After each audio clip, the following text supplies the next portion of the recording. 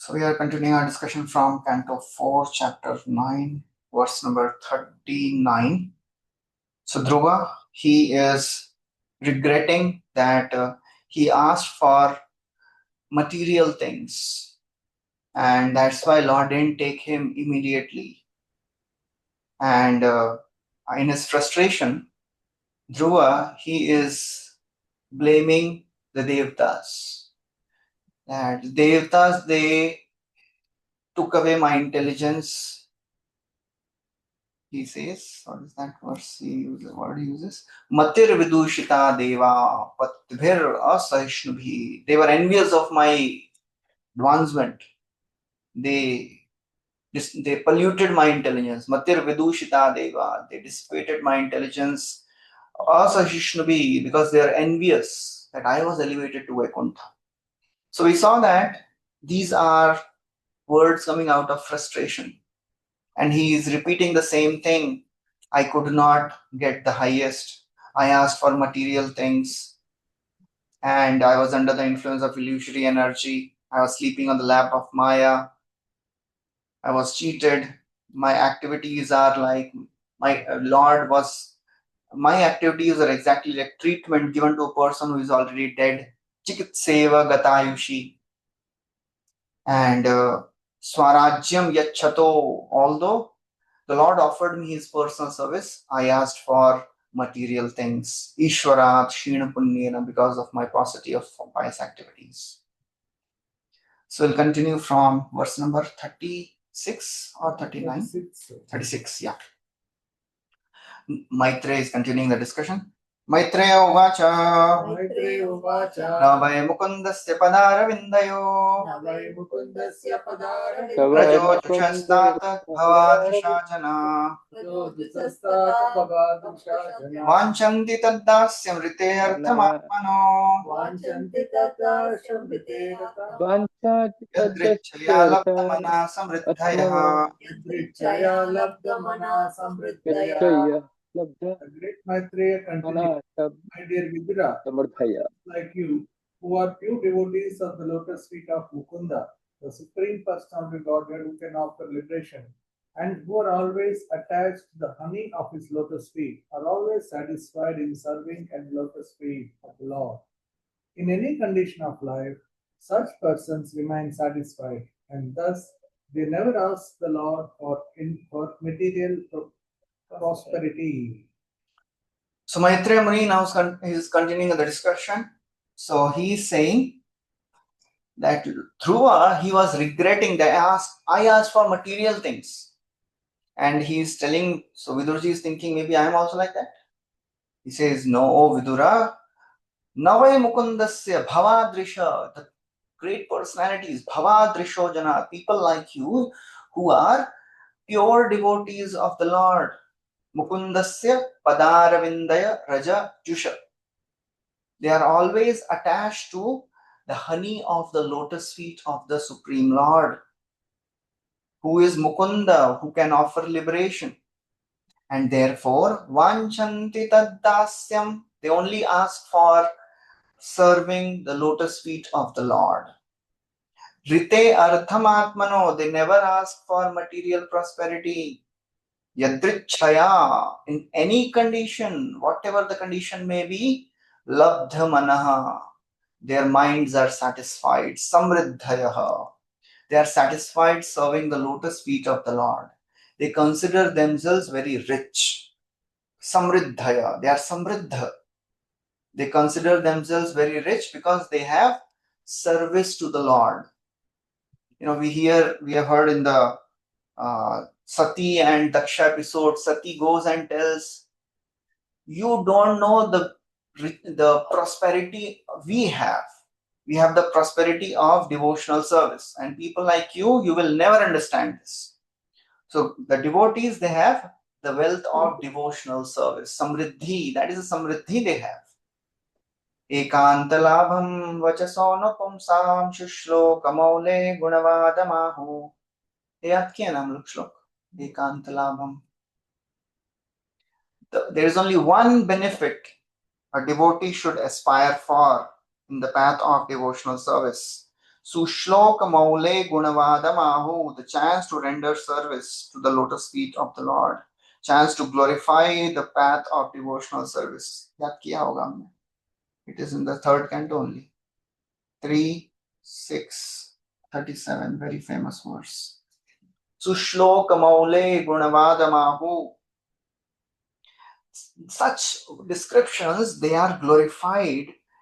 Shrutesha Vidvat Bhirupakritayam, the great personalities, they have glorified the pastimes of Lord in their writings. And Katha Sudhayam Upasankrama Yogam, and that is the actual purpose of the years. So the purpose of the human body, purpose of the senses, the ears, the tongue is to glorify the Lord, is to hear pastimes of the Lord. So he's saying that devotees like you are attached to the honey of the lotus feet. Just like the honeybees, they may go in many flowers, but when they reach Parijat, anyone remembers any verse? We had to, I think yaad kiya ho na, Parijat wala. When the honeybee reaches Parijat, doesn't have to go anywhere else. Similarly, when devotees, they reach the lotus feet of the Lord, they are satisfied. Parijate anjasa labdhe. Oh, sorry, आएगा अभी आगे है. पारिजाते अंजसा लब्धे सारंगो अन्या न सेवते त्वदंग्रिमूलमासाद्य साक्षात किम किम ऋणीमहि. Just like after achieving parijata, the honeybee is completely satisfied. Similarly, the devotees, when they achieve the lotus feet of the Lord, they are completely satisfied. So Prabhupada writes, the Lord is a supreme enjoyer, controller, proprietor. When one knows these things perfectly, he is always satisfied. Pure devotees, they never hanker after any kind of material prosperity. So Prabhupada writes how different people are after something. Karmis are hankering for sense gratification. Jnanis are hankering for knowledge. Yogis are hankering for mystic siddhis. But devotee, what is that verse in Chaitanya Charitamrita? Everybody is ashant. Only devotee is peaceful. Bhukti, mukti, siddhi, kami, sakali, ashant. Krishna bhakta nishkama ateva shanta. So Prabhupada writes about that. The devotee is not interested in any of these, so therefore he is satisfied. He is shant. Unless one is freed from all material desires, he cannot actually taste the honey of the Lord's lotus feet. One has to discharge his devotional service without being disturbed by coming and going of material circumstances. This desirelessness is called nishkam. So unless one has this nishkama bhava, to experience, to taste the honey of the lotus feet is not possible. As Bhagavad Gita also Krishna says, Vihaya kamanya sarvan pumam charati nispriha nirmamo nirahankara sashanti madigacchati. Vihaya kamanya sarvan. Second chapter, 71st verse. When one gives up all the material desires, Vihaya kaman sarvan. ऐसा नहीं कि एक दो Dzire छोड़ दी, सर्वान. Pumam sharati nispriha. When one moves in this world without any material desires, then shanti madigacchati. He becomes peaceful. So that's how material desires, they make us restless. But spiritual desires also take away our peace. When we are serving Krishna, that is also creating anxiety. Lots of anxiety is there. So what is the difference between the material anxiety and spiritual anxiety? Material anxiety will cause us bondage. Spiritual anxieties will make us progress in spiritual. So spiritual anxiety will cut all our bondage. Tomara sevaya dukkha hai jata seyoto parama sukha. That is my greatest happiness because nashai avidya dukha. It destroys the ignorance, the misery born out of ignorance. So externally, there are two types of peace: peace of mind, peace of heart. So peace of mind is difficult to achieve. and it is very, very superficial. One message is sufficient to destroy the peace of mind. But peace of heart means deep inside, I know whatever is happening, I have a unbreakable relation with the Lord, and whatever Lord does, it is good for me. That is peace of heart. So that is achievable even in the midst of all the chaos.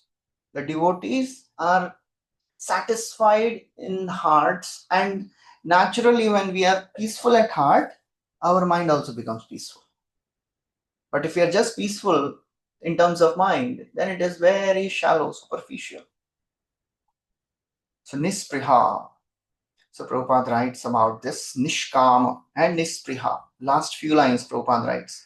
For a devotee, before that, when there is a recommendation to become desireless, it is to be understood that this means we should not desire anything for our sense gratification. Prabhupada writes in second chapter Bhagavad Gita, 71st verse. This Vihaya Kaman Sarvan verse, Prabhupada writes what is real desirelessness. Real desirelessness is the desire to fulfill, to give pleasure to Krishna. That is real desirelessness. So Prabhupada writes, for a devotee, this state of mind, nispriha, is the right position. Actually, every one of us already has an arrangement for our standard of material comforts. A devotee should always remain satisfied with the standard of comforts offered by the Lord. Ishavasyamidam sarvam. Okay, so he continues. Now Maitreya Muni, he continues how Dhruva, after he returns from Madhuvan, he receives a wonderful reception from the family members, from the citizens of his kingdom.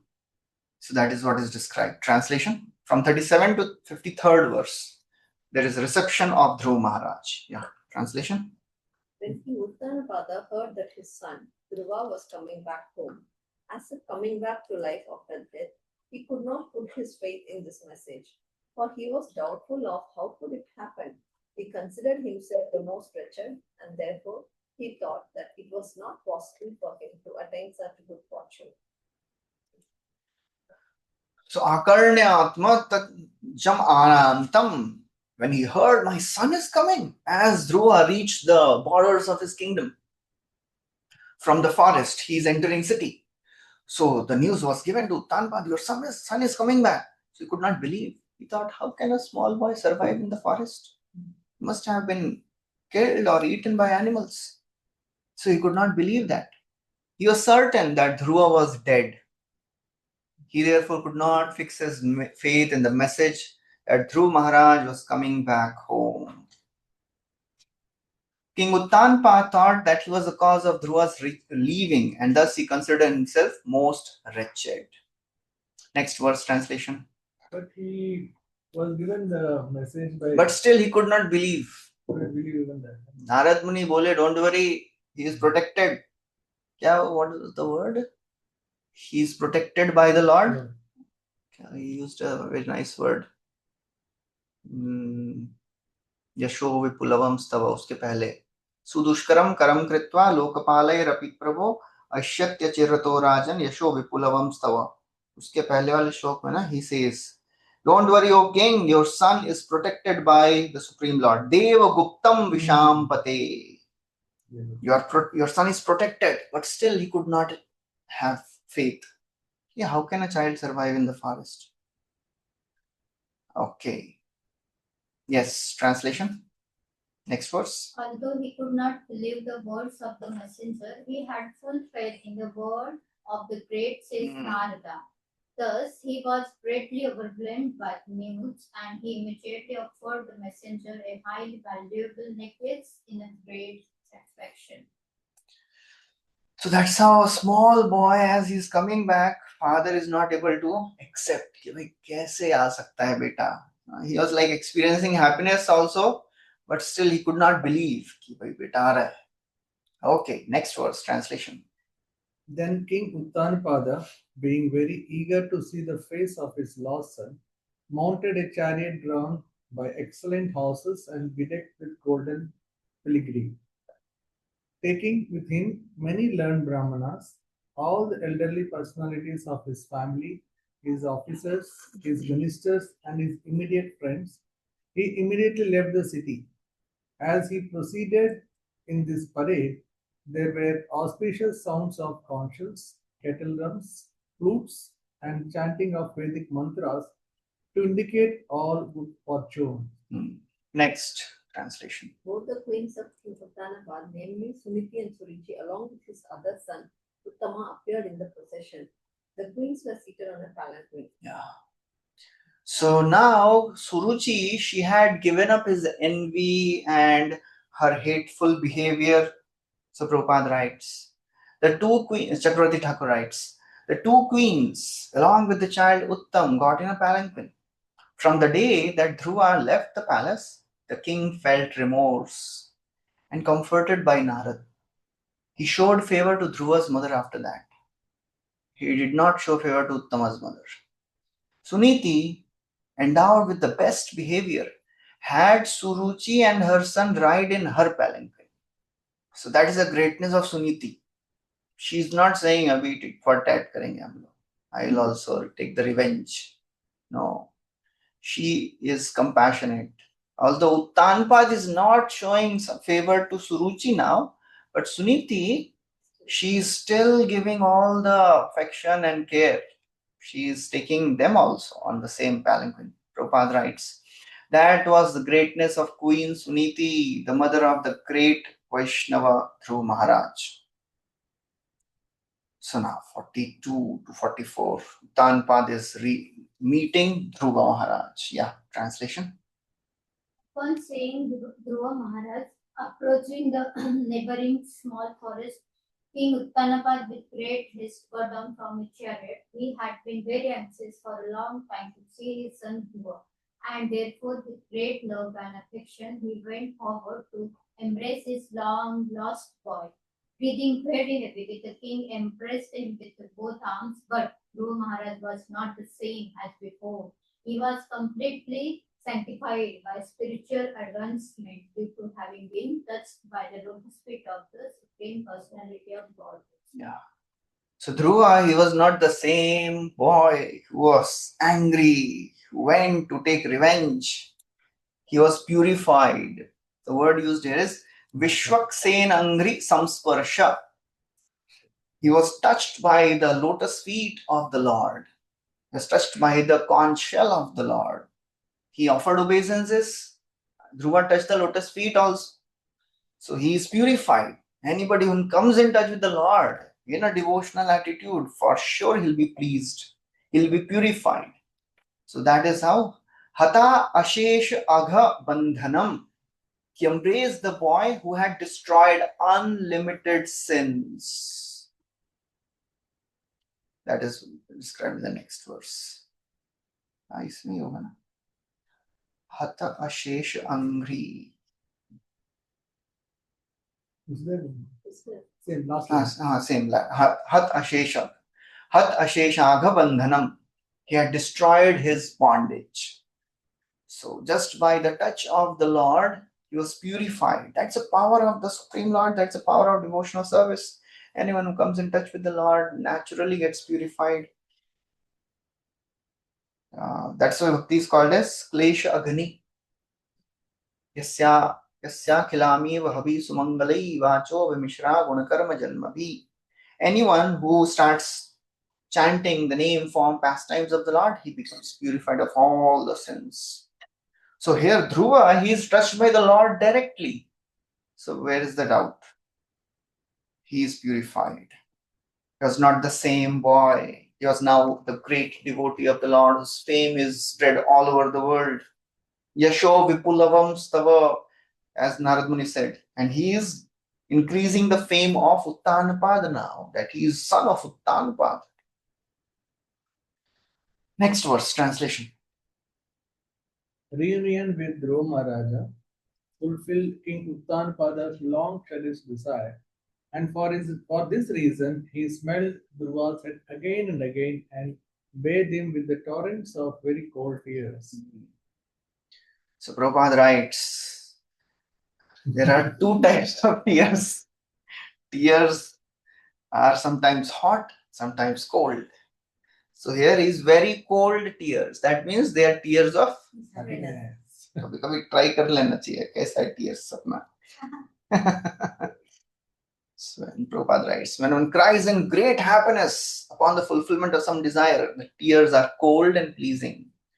And tears in times of distress are very hot. 944. 44th verse. Okay. अभिवन्द्य पितुपादा अभिवन्द्य पितुपादा आशीर्भीश्चाभिमन्त्रितः आशीर्भीश्चाभिमन्त्रितः ननाम मातरौ विमन्त्रितः सत्कृता सज्जनाग्रणिः सत्कृता सज्जनाग्रणी. Hare Krishna. Then Dhruva Maharaj, the foremost of all nobles, first of all offered his obeisances at the feet of his father and was honored by his father with various questions. He then bowed his head at the feet of his two mothers. Hare Krishna. So why he bowed down to Suruchi, who had given him such sufferings?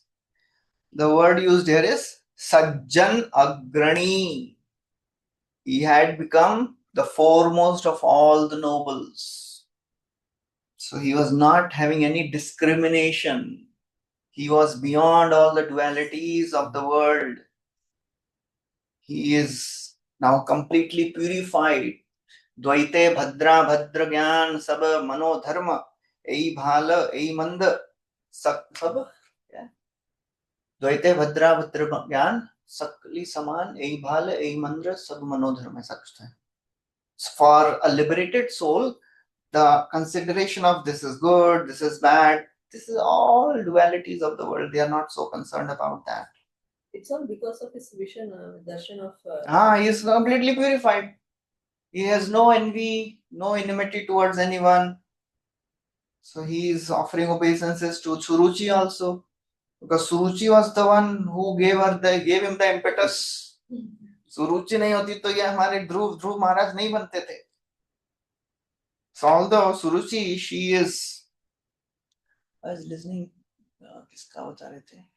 Haldar Maharaj ka, I was listening a class. In that he was saying that Suruchi, although she told Dhruva, you die, you take birth from my womb, but because she was in association of Vaishnava Uttanpad, she told worship Lord Vishnu.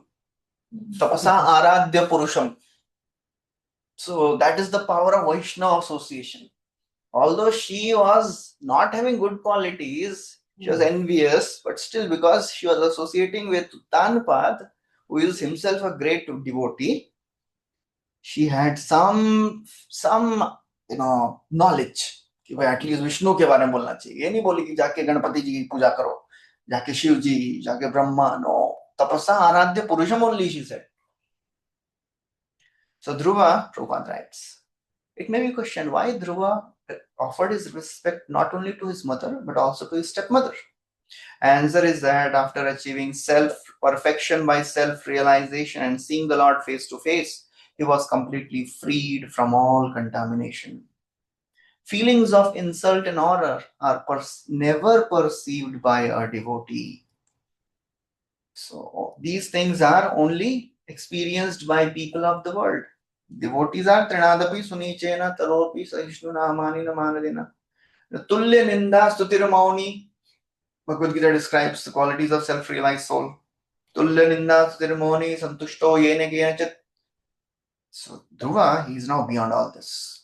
He is called as Sajjan Agrani, the foremost of noblemen. He has no feelings of animosity towards anyone. Like Yudhishthir Maharaj, he was called as Ajata Shatru. He had no enemy.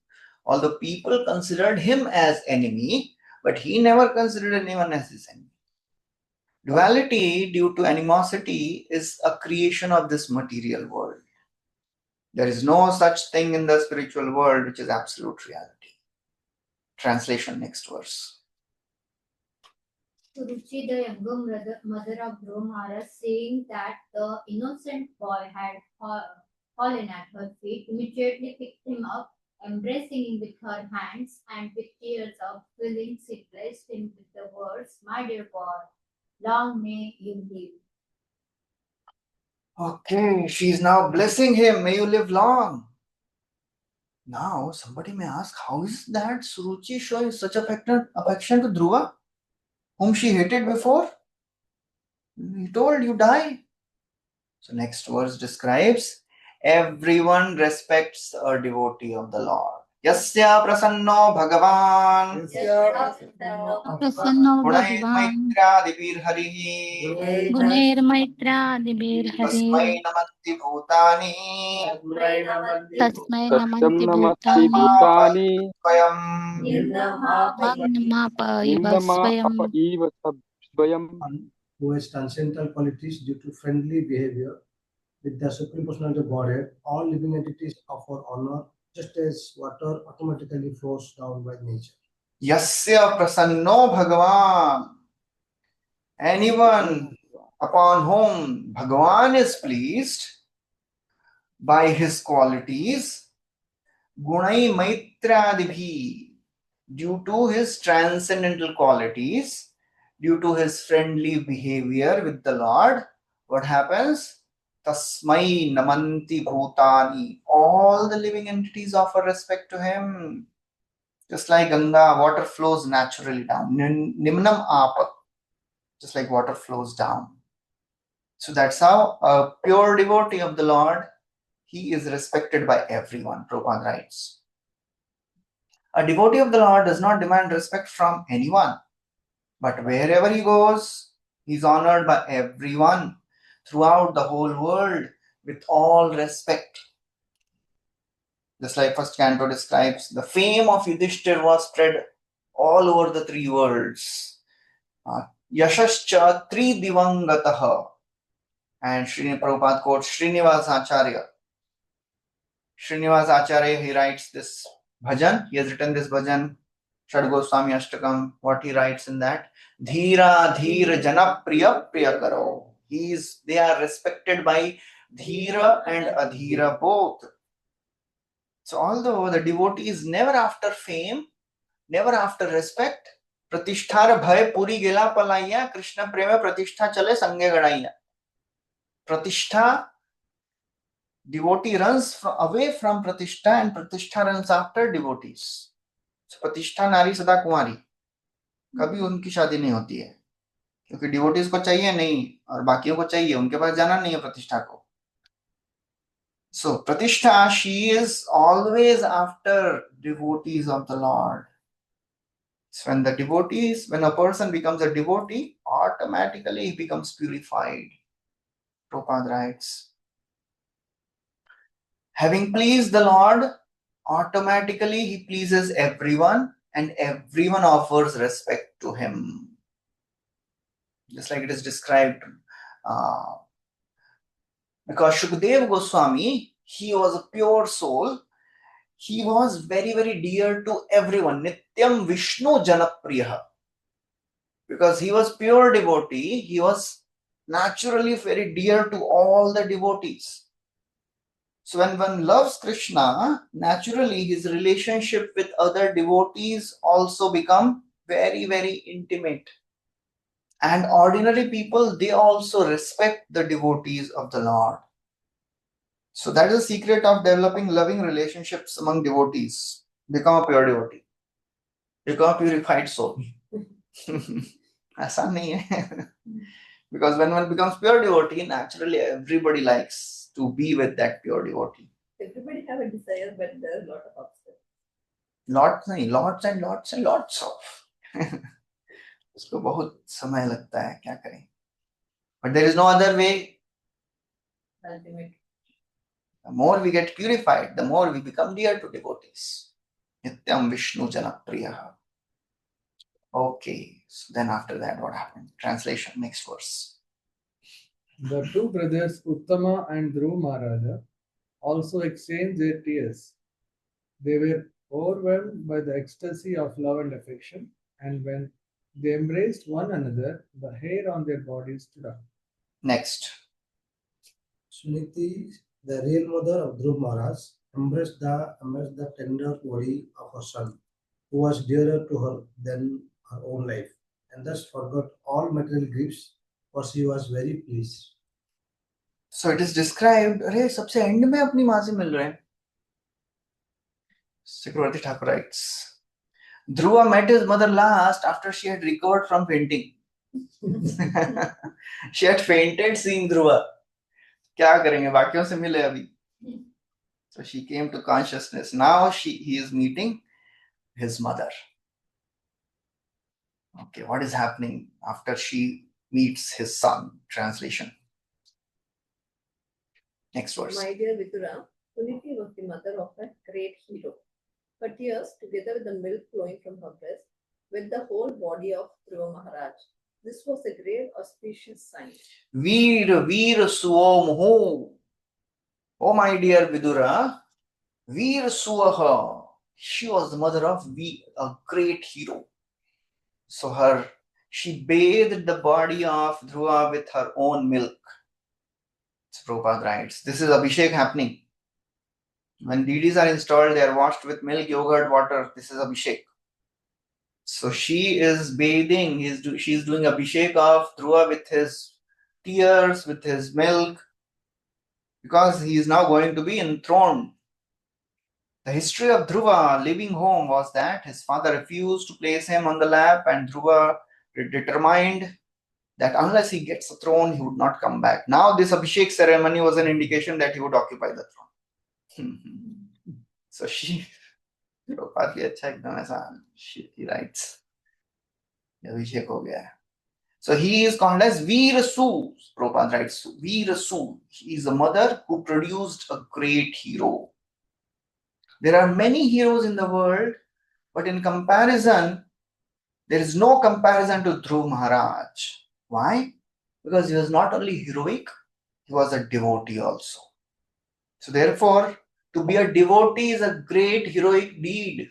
It is not so easy to become a hero, because to conquer the material influence, it is not so easy thing.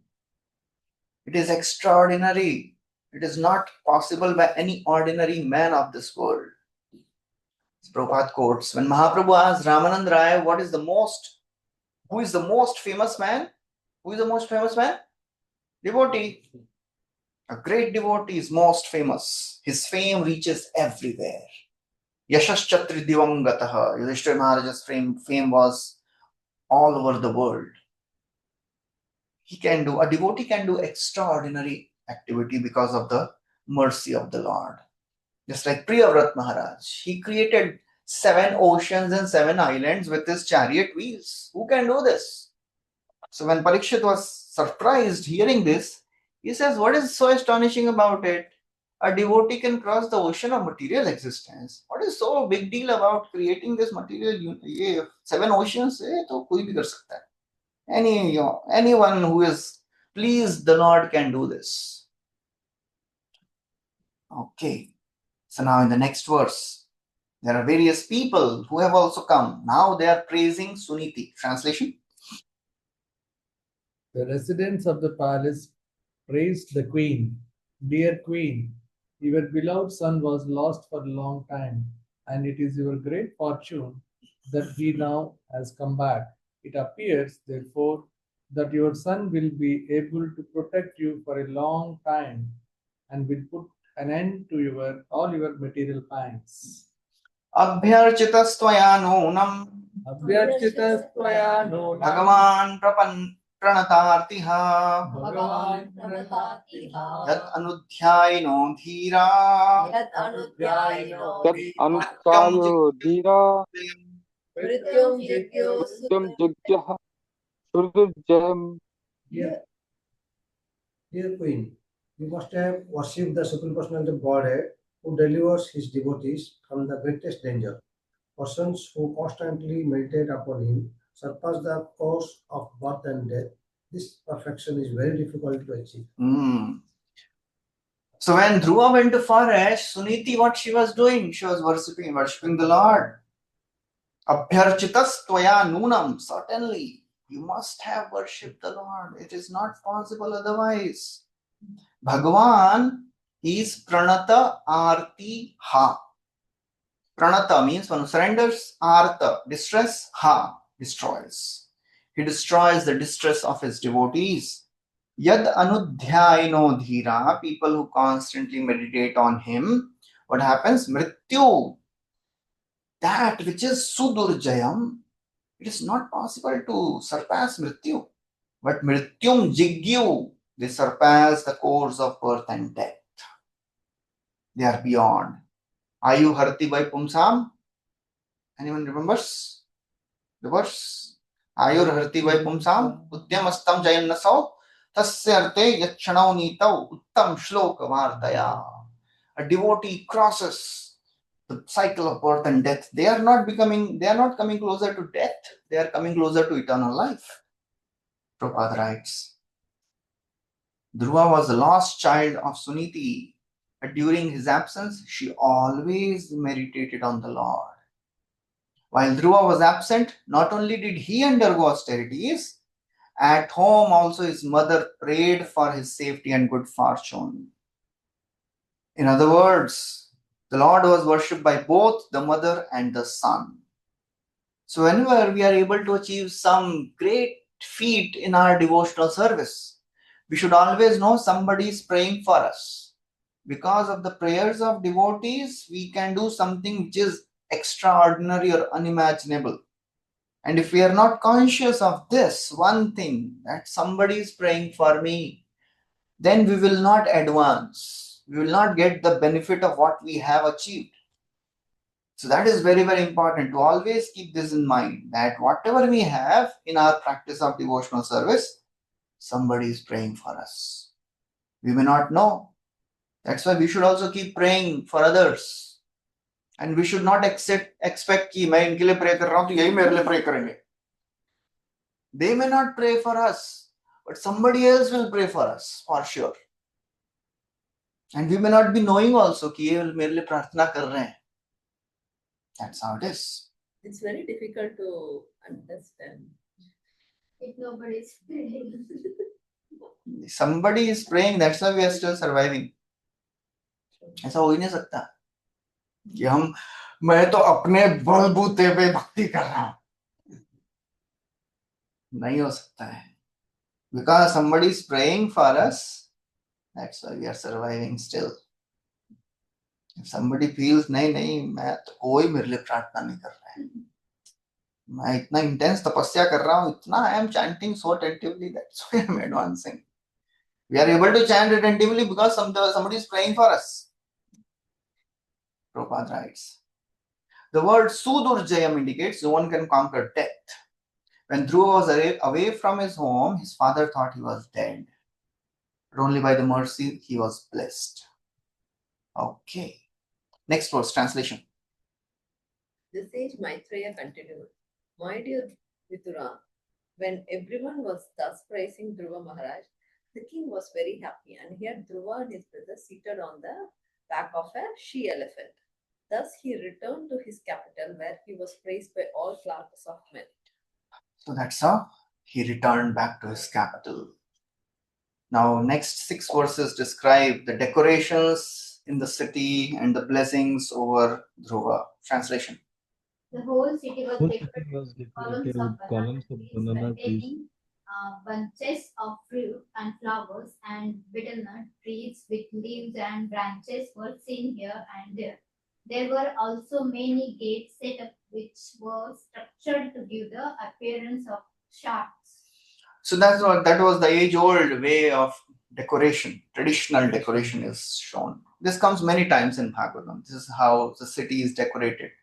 Not with balloons and all the paper and thermocol और क्या लगाते हैं आजकल.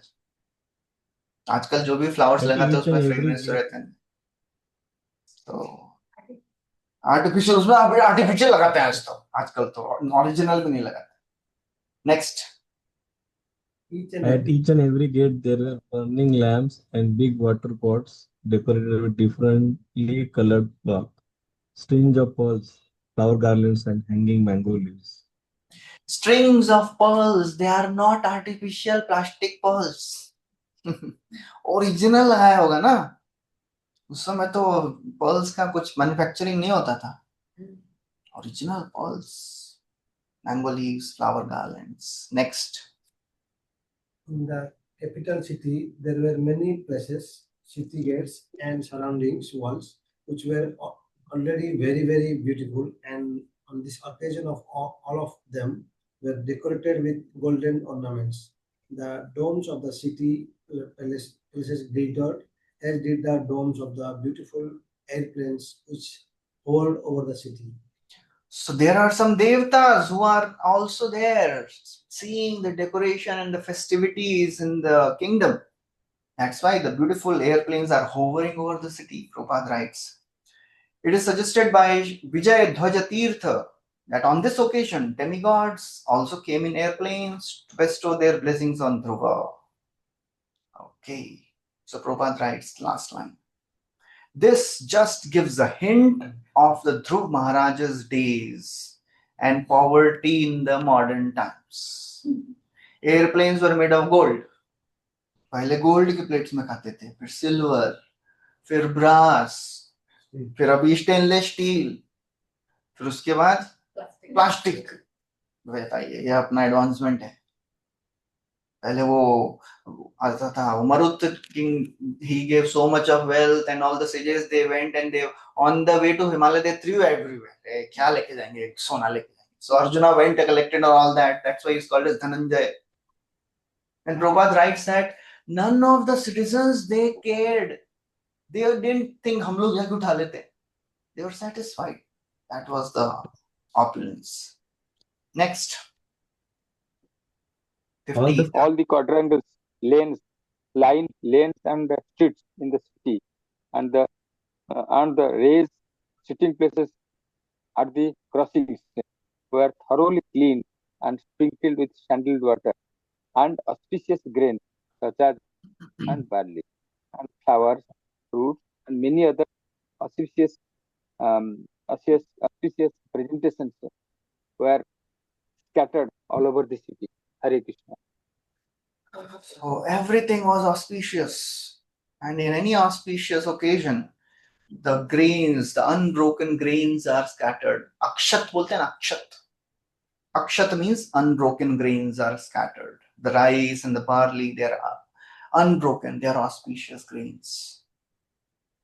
So next two verses, the ladies of the palace and the kingdom, they are offering blessings to Dhruv Maharaj. Translation.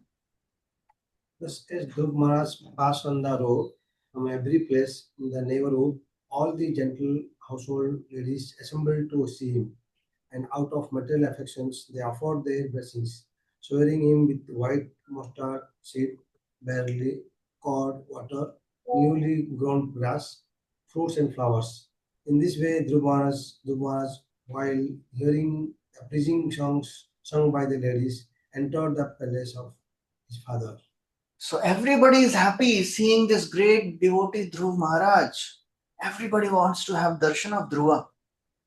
And they are blessing Dhruva with wonderful, words and prayers, and they are showering auspicious items. That's how he enters the palace. Now, next 5 verses gives the description of the palace where Dhruva was going to stay. Translation. Dhruva Maharaj thereafter lived in his father's palace, which had walls protected with the highly valuable jewels. His affectionate father took particular care of him, and he dwelled in the house just as the demigod lived in their palaces, in the higher planetary system. So some description of the palace of Uttanpad is described. Payafena nibhashaya Danta rukma parichada Asanani maharhani Yatra rokma upaskara.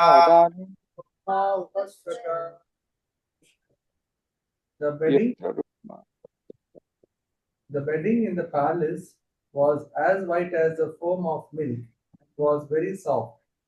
The bedsteads were made of ivory with embellishments of gold, and the chairs, benches, and other sitting places and furniture were made of gold.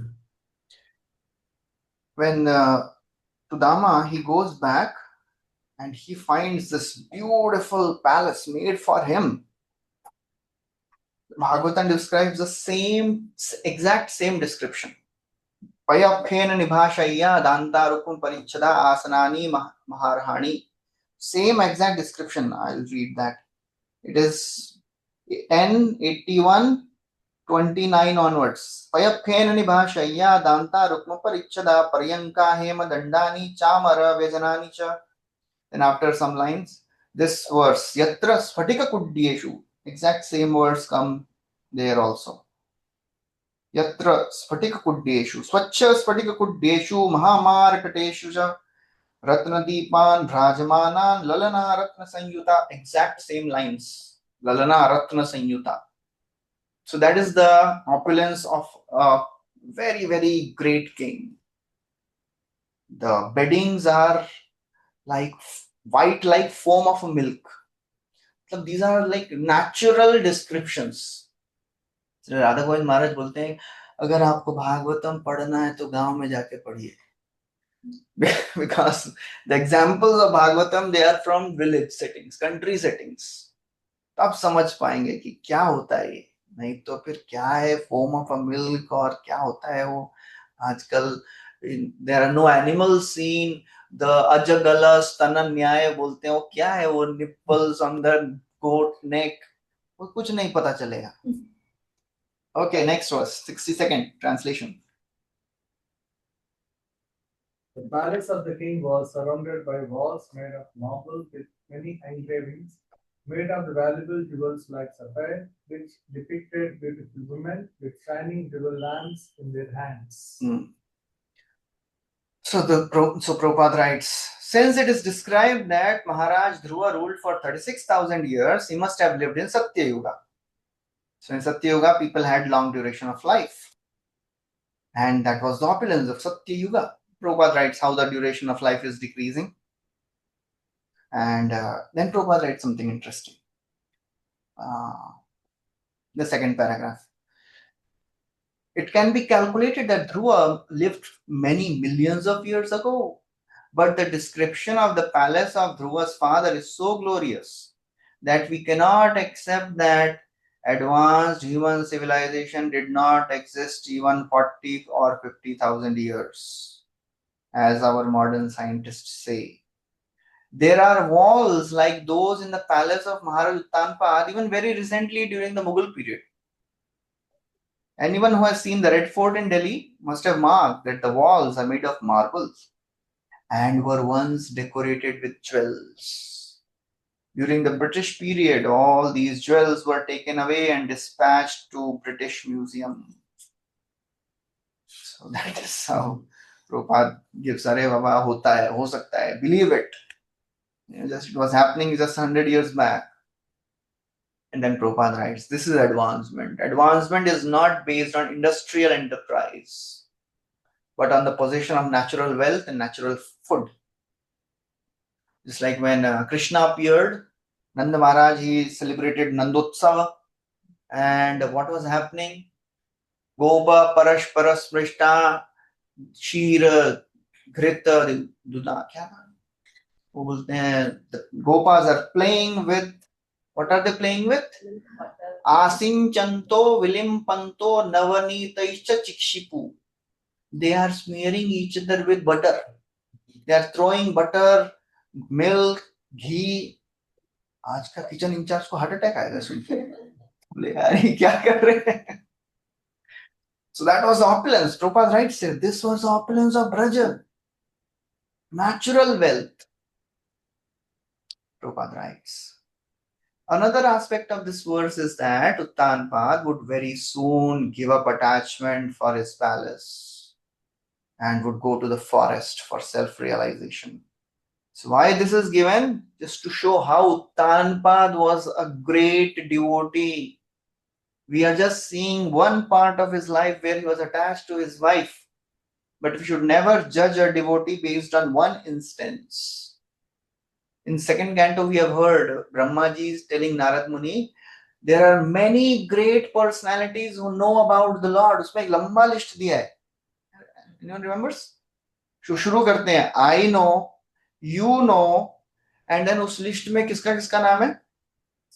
शौबारी, Yayati, Pururava, जिन्होंने सब बड़े बड़े scandal किए हैं, सबका नाम है. बोल रहे हैं सब शुद्ध लोग हैं.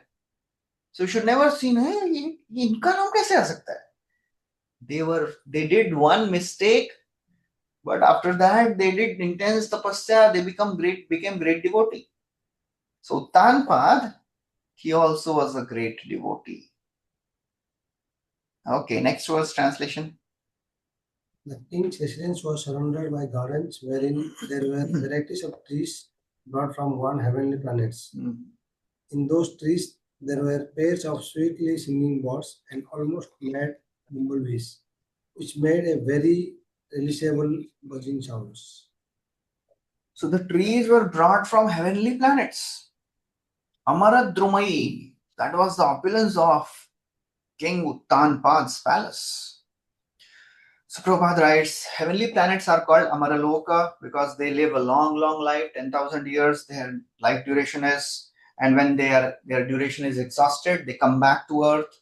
They don't come to Bharatvarsha, they go to other varshas of Jambudvipa. We know about Jambudvipa. सुना आप लोगों ने थोड़ा कुछ मालूम है? ज्योग्राफी थोड़ा बहुत अपने वैदिक वो कॉस्मोलॉजी वाला थोड़ा कुछ अगर जानते होंगे. So in Jambudvipa, there is entire Bhumandal has 7 islands. The middle one is Jambudvipa, and this Jambudvipa is divided into 9 parts. They are called as Varsha. Varsha is a valley between the 2 mountains. उसको वर्ष बोलते हैं. So this Jambudvipa is divided by कितने mountains? 1, 2, 3, 4, 5. They are divided by 8 mountains. So 8 mountains divide this entire Jambudvipa into 9 parts. So apart from Bharatvarsha, all the other varshas, they are called as Bhauma Swarga. They are heavens only. We cannot access there. So वहां पे भी पहले वो ऊपर से गिरते हैं तो उधर जाते हैं हम लोग. वहां पे हमेशा त्रेता युग रहता है. सत्य, त्रेता, द्वापर, कली, this is only in Bharatvarsha. In all the other varshas, there is only Treta Yuga. So they fall down there. So Prabhupada writes about that. How people, they live in heavens and then fall down. They fall down. He doesn't mention it here, but that's what happens. So Prabhupada writes about how Krishna brought Parijat for Satyabhama. So similarly, this Uttanpad also had some trees brought from heavenly planets. Okay, next verse, translation. There were emerald staircases which led to the lakes full of variously colored lotus flowers and lilies and swine, karandavas, karkavakas, चक्रवाक, CA को च पढ़ते हैं. And similar other valuable birds were visible in those lakes. अपने diacritics, I think everybody must be aware. C जहाँ पे भी आता है वो क नहीं है, च है, और CH जहाँ पे रहता है उसको छ पढ़ते हैं. चक्रवाक. So these are the beautiful gardens of Uttanpad, and the stairs were made up of emerald, not ordinary bricks and cement. Prabhupada writes, these birds generally do not live in filthy places like crows do. That means it was a very beautiful place. Okay, next verse. Achha, we'll recite. Uttanapado Rajarshi Prabhavam Tanayasitam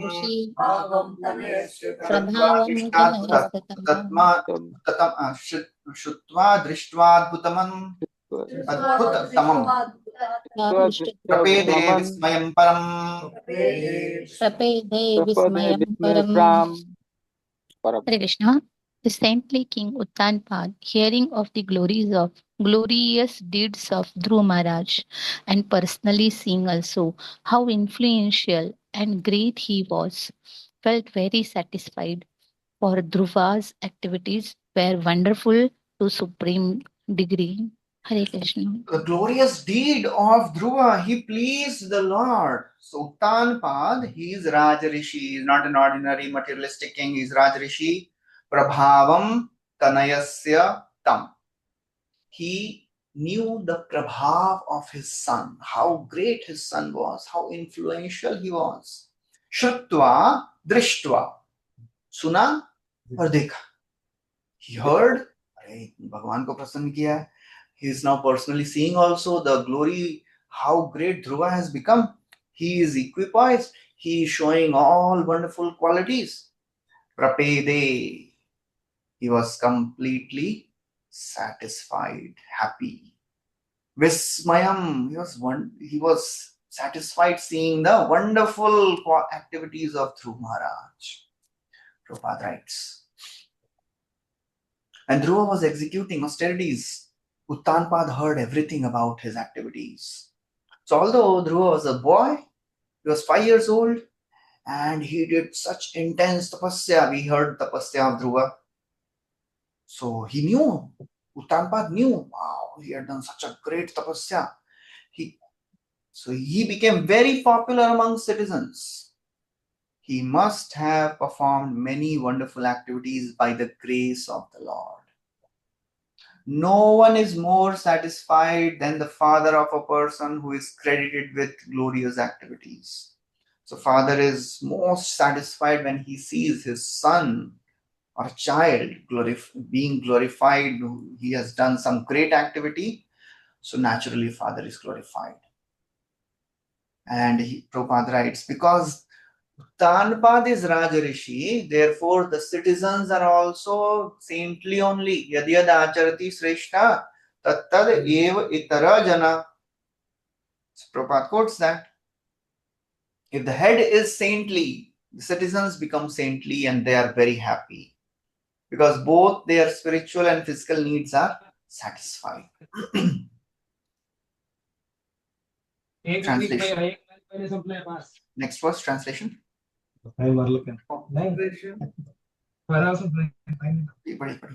after concentration, King Uttanpada saw that Dhruva Maharaja was suitably mature to take charge of the kingdom and that his ministers were agreeable and the citizens were also very fond of him. He enthroned Dhruva as the son. Okay, so now Uttanpad, he was not taking decisions independently. Yeah, I'll make him king now. His ministers were agreeable. When Lord Ram, when Dashrath Maharaj thought कि अभी बनाना चाहिए Ram ji को, so he went and told, I have this desire.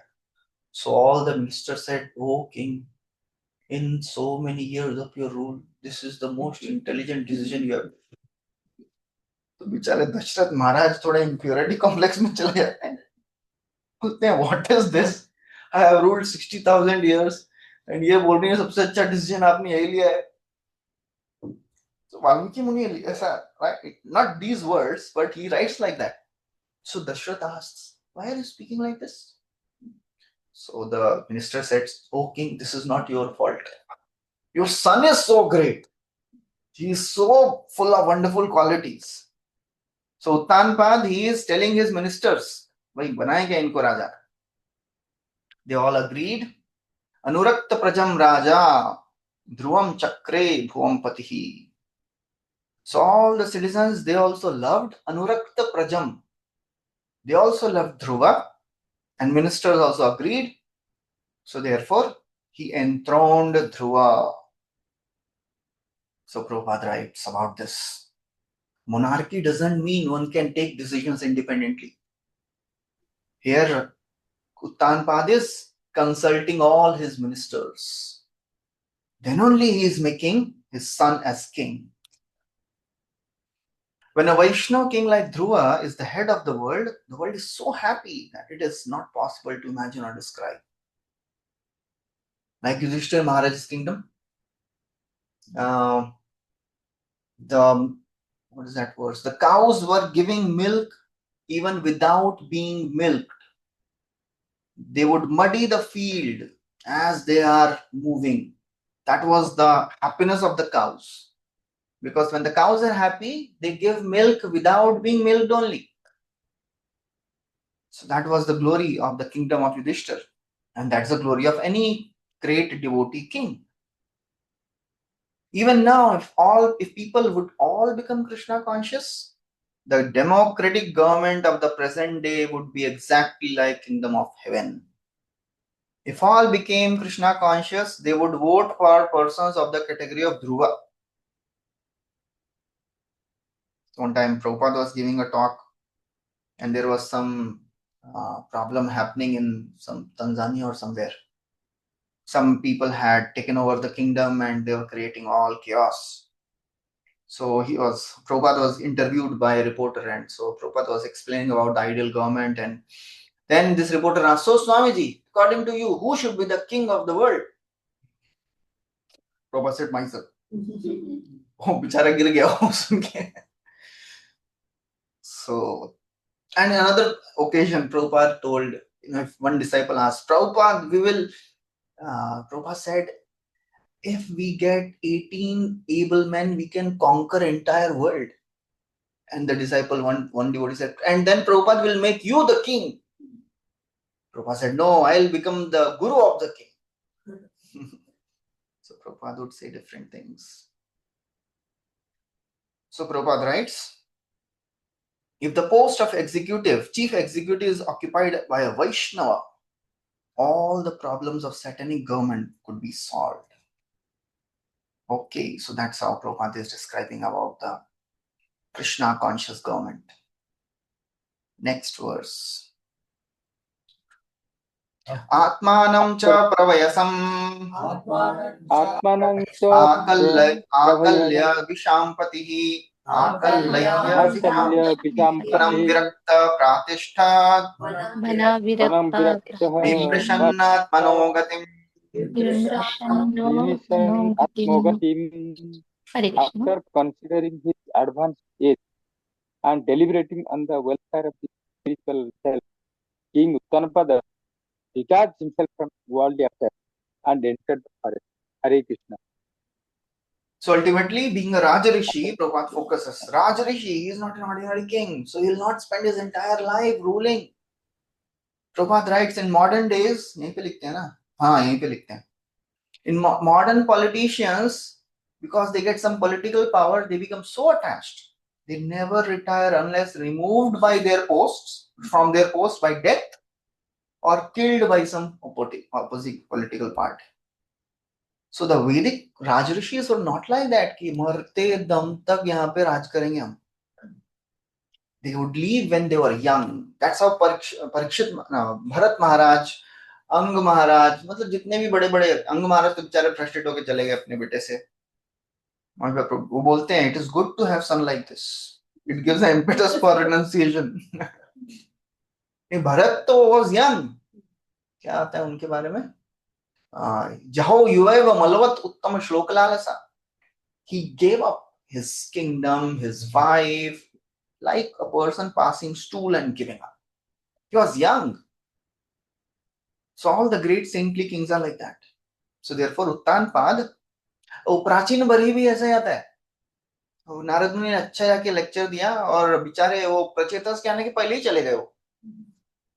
He didn't wait only. और ये तो ध्रुव महाराज की शादी भी नहीं कराए. यहाँ आता है बाद में. It will come in the next verse. He didn't wait for Dhruva to get married. That's the duty of every father. He left. Okay, so that's the end of this chapter. Now, next is a very, very interesting chapter. Lots of wonderful lessons. From a from a fight. So chapter is entitled Dhruv Maharaj's Fight with the Yakshas. Okay, next verse. Translation. The great sage Maitreya said, my dear Vidura, thereafter Dhruva Maharaj married the daughter of Prajapati Shishumara, whose name was Brahmi. And the two sons named Kalpa and Vatsara were born of her. So Prabhupada writes here, it appears that Uttanpad left. Dhruv Maharaj married after being installed on throne of his father and after departure of his father. So Prabhupada writes, that's how self-realization is so important. One cannot wait for doing material duties. The call for self-realization doesn't wait for anyone. Anyone remembers any story? एक सुना और बस छोड़ छाड़ के चले गए. खटवान किधर? वो तो बेचारे पूछे कितना टाइम बचा है मेरे पास, तो बोले 2 मुहूर्त बचे हैं, तो 1 मुहूर्त में नीचे भेज दो मेरे को, 1 मुहूर्त में मैं भगवान का नाम लूंगा.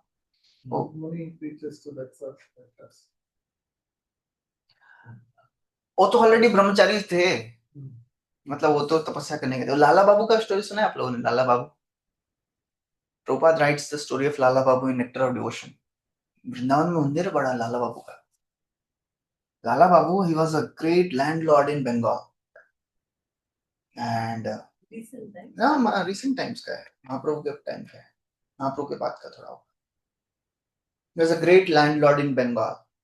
And one day he was returning back, and on the way he saw some ladies drawing water from the well. And one lady was telling, do quickly, time is setting, time is passing, sun is setting. These 2 lines, they created revolution in this Lala Babu's life. He started wondering, समय निकल रहा है, time is setting, sun is setting, time is passing. He left everything and he went to Vrindavan. He became a Babaji there. And while he was a great businessman, he had lots of wealth, and he was doing business with many people. One of the persons, he was not in good terms with that person. He was also in Vrindavan. He was staying in Vrindavan.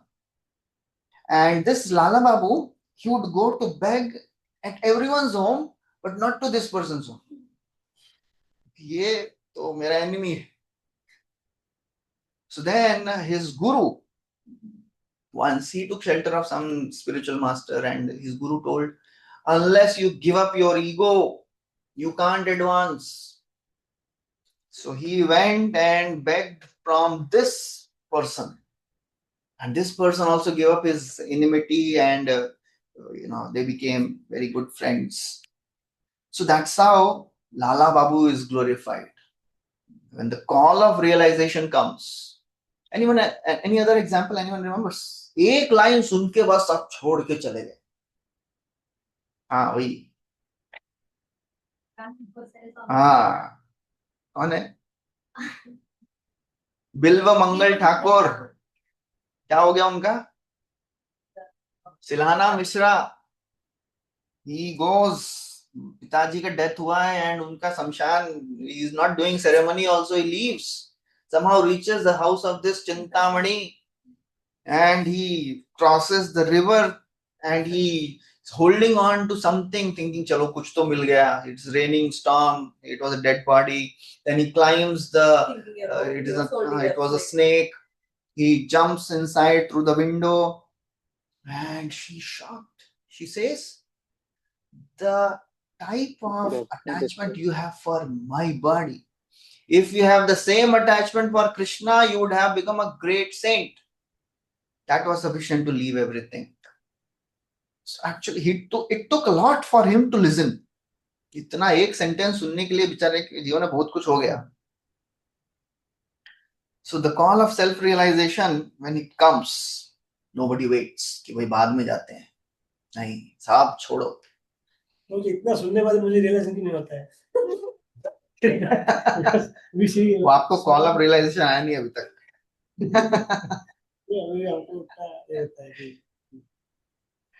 We should not expect the same sudden changes. We should work on the small changes. Sudden changes examples are given to show कि भाई this is how also it is possible. But for us, we have already been given the highest process. Only thing we have to do is continue doing it. करते रहिए बस. Slow and steady wins the race. You don't have to do any gymnastics in Krishna consciousness. कुछ भी बड़ा बड़ा, कुछ भी एकदम ऐसा. There's a wonderful statement. Consistency pleases the Lord more than the brilliant flashes of devotion. तो बड़ा बड़ा कुछ करने से भगवान प्रसन्न है, ऐसा सेम वही चीज करते रहो। मार्कंडेय मुनि के बारे में आता है 12th कैंटो में। He was doing the same thing every day. Getting up in the morning, doing his daily rituals, doing services, doing yajna, tapasya, whatever, same thing. And he pleased the Lord. वही करना है हमको, वही माला, वही 4 नियम, वही सेवा, वही वैष्णव का डांट खाना है. That's what will purify us. But we have to be prayerful. If we are not prayerful, then we'll not, go ahead so quickly. Intense prayers. So Dhruv Maharaj's father, he left. So Prabhupada writes,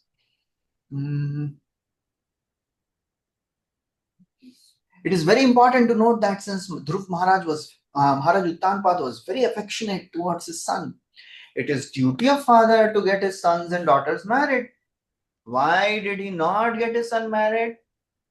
The answer is that Uttanpad was Raj Rishi.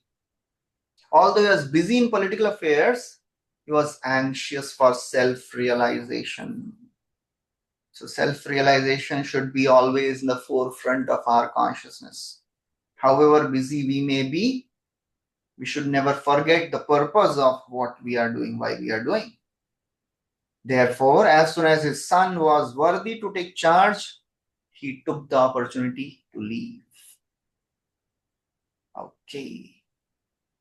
Last line. Maharaj Uttanpad knew very well that to get his son Dhruva Maharaj married was not so important that it should take preference to his going away to the forest for self-realization. So Dhruva, he was married. So, yeah. So in the 8th chapter of this, we heard what we should not do from Uttanpad. He neglected his wife, he was attached to his wife. But now he is showing what to do. So that's how there are several characters of Bhagavatam who are apparently materialistic, but by their behavior, they got purified. So we should never judge a person based on some current contamination. ये तो ऐसे हैं, ये तो वैसे हैं. So that's how it is. Okay. So Bhagavatam always shows the failures of great personalities and also tells the right actions of great personalities. So we should never ever judge a great personality based on a mistake he has done in the past. Bhagavatam is full of such things. Any other examples of great personality committing mistake?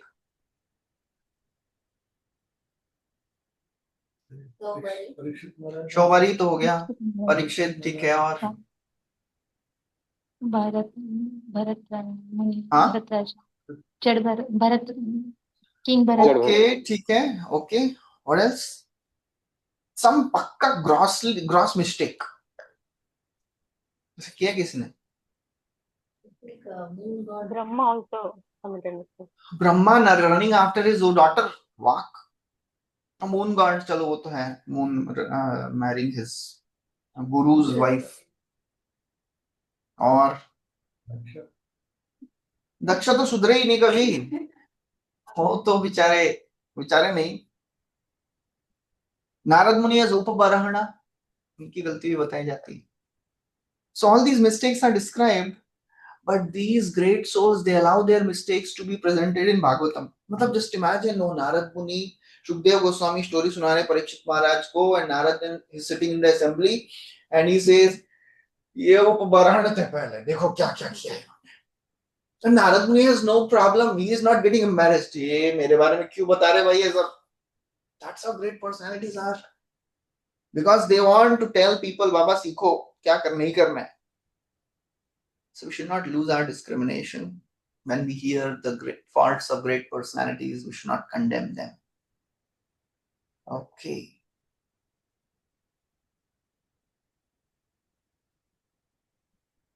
Next verse, translation.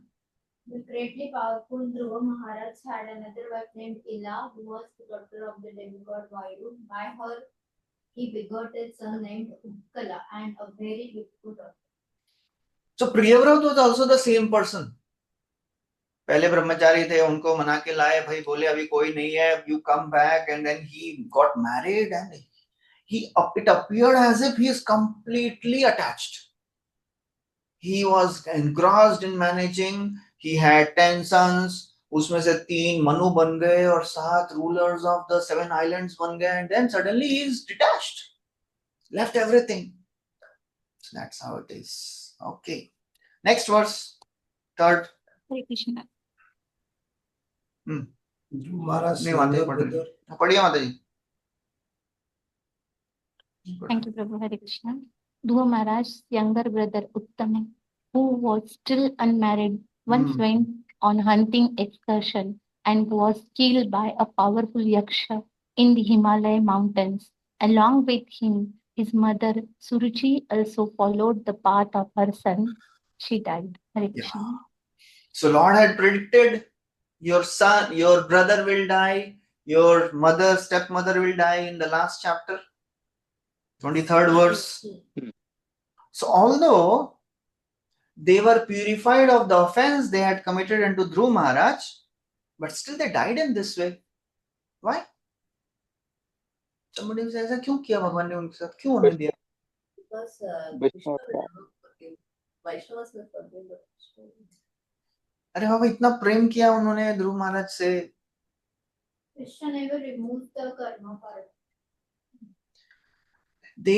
So Krishna, because they didn't become devotees as such, they had to undergo some karma of their past life.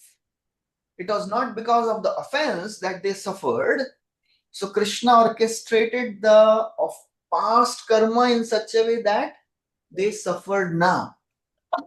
And of course, because they were connected to Dhruva Maharaj, they must have been purified.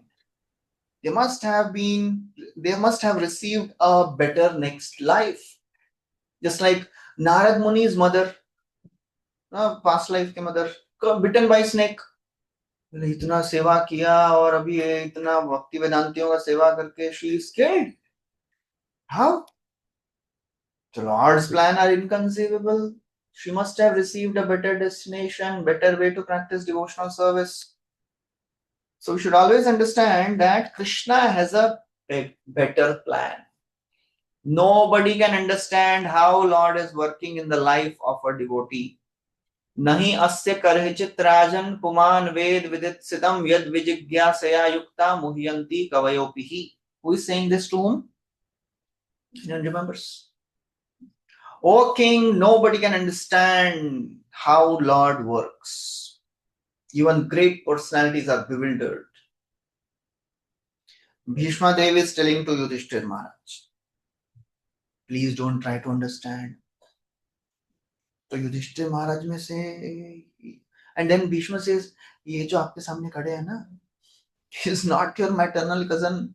यन्मन्यसे मातुलेयम Suren मित्रम प्रियतमम सचिवम अकुरोद्दूतम सौहृदा तत सारथी, इसमें से कुछ भी नहीं है आपके. सयेश भगवान साक्षात, he is भगवान only.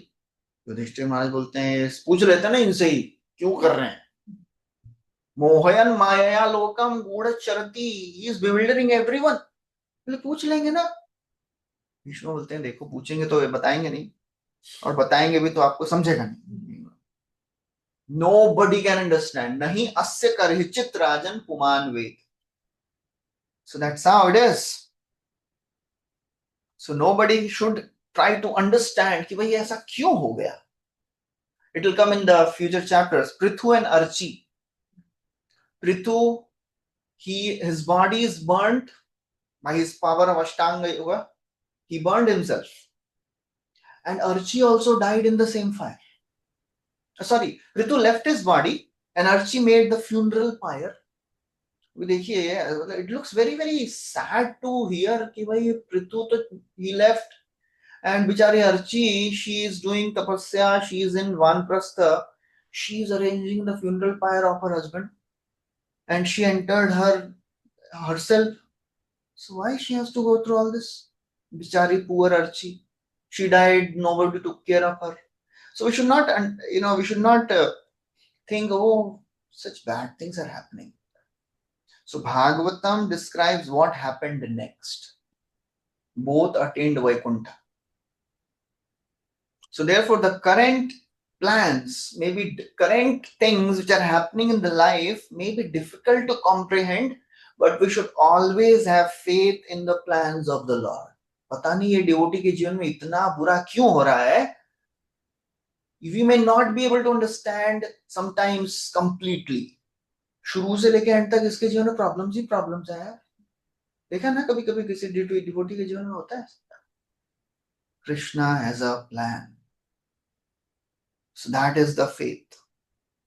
मौशल लीला में कृष्ण ने अपने पूरा का पूरा वंश को ही मरवा दिया है, बताइए. So why? So Bhagavatam describes the reality, what happened. So that's why when we hear Are Vichari Suruchi, she's also dead and Uttam is also dead. Why Lord is doing all this with these people who loved Dhruva? There must be a plan. Okay, now starts the main action. Dhruva is very angry. Yeah, translation. When Dhruv Maharaj heard of the killing of his brother Uttama by Yakshas in the Himalaya mountains, being overwhelmed with lamentations and anger, he got on his chariot and went out for victory over the city of the Yakshas, Alkapuri. So he was very angry and he alone went. Again, Prabhupada writes, Dhruv Maharaj is becoming angry, overwhelmed with grief, and envious of enemies was not compatible with his position as a great devotee. Great devotee should be equipoised. It's not incompatible. It is not incompatible. Prabhupada writes, ऐसा नहीं है कि pure devotee को तो ये सब दिखाना ही नहीं चाहिए. Just like Prabhupada, once he was giving a pandal program, doing a pandal program, and one person in the audience in India, he starts arguing about something, and Prabhupada is shouting at him in the middle of the entire pandal program. And all the audience are getting confused. ये कैसे साधु हैं, चिल्ला रहे हैं इतना? Because India में साधु मतलब शांत, no emotions, equipoised. Prabhupada was not that type of stereotyped sadhu. Another time Prabhupada was doing a pandal program, and after the class, all the devotees, they came on the stage and they were doing kirtan. Some Matajis were also there. So some unscrupulous men, they came and they were trying to touch the feet of these Matajis. Prabhupada was playing kirtan, and he saw. And in the middle of the kirtan, and this kartal hit this person, he ran away. And Prabhupada continued doing kirtan, taking another kartal. So Prabhupada was not that stereotyped sadhu who never shows emotions. So it is not that a devotee never becomes angry, never has emotions. So Prabhupada writes about that. It is a misunderstanding that devotee should not be angry, envious, or overwhelmed by lamentation. Arjuna was lamenting. Dhruva was a king, and when his brother was unceremoniously killed, it was his duty to take revenge. Next verse. So how he is taking revenge? Yeah. Dhruva Maharaj went to the northern directions of Himalayan range. In a valley, he saw a city full of ghostly persons who were followers of Lord Shiva. Hare Krishna. So Dhruva, he is very angry. And now somebody may ask, well, it was already told, right, that Lord told that Uttam will die and Suruchi will die. अभी क्यों गुस्सा कर रहे हैं इतना? उनको तो मालूम है ना ये सब. So Dhruva, he is becoming angry just to show that it is not that I have no feelings for my brother. It is natural for a devotee to show affections for the near ones. When Abhimanyu was killed, it was not that Arjun was like equipoised, he was crying, lamenting, and Arjun, Krishna ये नहीं बोले अरे अभी तेरे को भगवत गीता सुनाइए समा सुखे सुखे कृत्वा लाभा लाभो. Why are you lamenting? No, it was not the time for this. The good thing was, after lamenting, he continued to fight On the contrary, when Dronacharya came to know that Ashwatthama is dead, what he did? He gave up fighting. So that is the difference between a devotee lamenting and a non-devotee lamenting. So Dhruva, he has decided, I will take revenge. So devotee never gives up service, he takes the revenge. Next verse, translation. Maitreya continued, my dear Vidura, as soon as Dhruva Maharaja reached Alkapuri, he immediately blew his conch shell, and the sound reverberated throughout the entire sky and in every direction. The wives of the Yakshas became very much frightened. From their eyes, it was apparent that they were full of anxiety. The Yakshas, so what had happened was, one Yaksha killed his brother, and Dhruva, he is taking revenge and he decides to destroy the entire race of Yaksha. So the king of Yakshas is Kuvera. So he, just like when Parikshit was killed, his son Janmejaya, when he later came to him, when he was a small child that time, he grew up and then later he was told that because of this Takshat, your father was dead. सारे के सारे सर्प वंश को नष्ट करेंगे हम. So that is what is happening here. He wants to destroy the entire race of Yakshas. So he blew his conch shell and the wives of the Yakshas became really frightened. Next verse. O hero Vidura, the greatly powerful heroes of the Yakshas, unable to tolerate the resounding vibrations of the conch shell of Dhruva Maharaj, came forth from their city with weapons and attacked Dhruva. So they all attacked Dhruva. Immediately they came out. They were not covered people. It was a challenge for them. They came out and they began showering arrows. Yes, next verse.